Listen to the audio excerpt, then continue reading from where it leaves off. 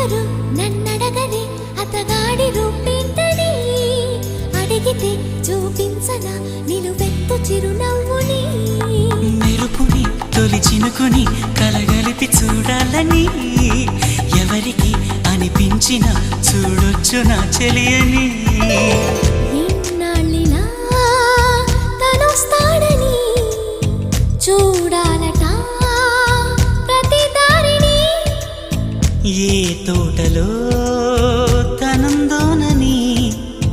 ఎటు పంపను నా మనసుని